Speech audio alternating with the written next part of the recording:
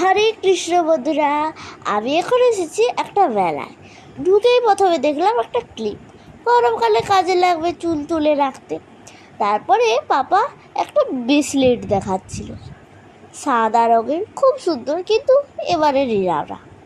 তারপরে একটু পেরিয়ে দেখছিলাম, চলছিল। তারপরে চলে এসেছি গয়নার দোকানে। এত গয়না দেখে তো চোখ ঝলসে যাচ্ছে। ওই দেখুন কত সুন্দর চুড়ি, বাকি এটা কারে দিতে বলছিলাম, ওটা নিতে বলছিলাম, কত বড় বড়।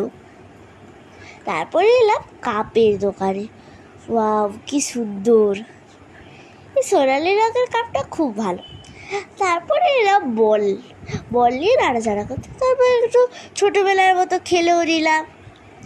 তারপরে এসছি টিকিট কেটে বাঁদরের মতো ঝুলতে। উঠে গেলাম আস্তে আস্তে করে, এই প্রথমবার। তারপরে অন্য দিক দিয়ে নামার চেষ্টা করছি, খুব আস্তে আস্তে। আমার তো এটা প্রথম, তাই খুব ভয় লাগছে। এই দেখুন পাশ দিয়ে অন্যরা নেমে যাচ্ছে, আমি খুব সাবধানেই আসছি। যদি গড়িয়ে যায়, ওই দেখুন উপরে একজন গড়িয়ে গড়িয়ে আসছে।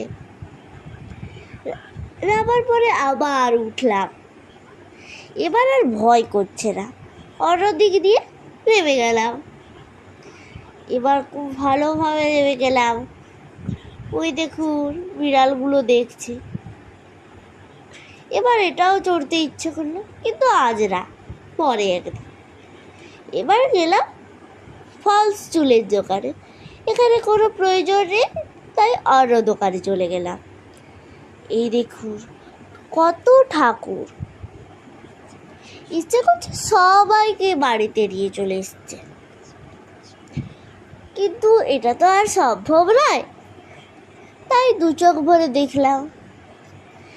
এদিক ওদিক দেখতে দেখতে একটা ছোট্ট রাধাকৃষ্ণ, দেখুন, জয় শ্রীকৃষ্ণ।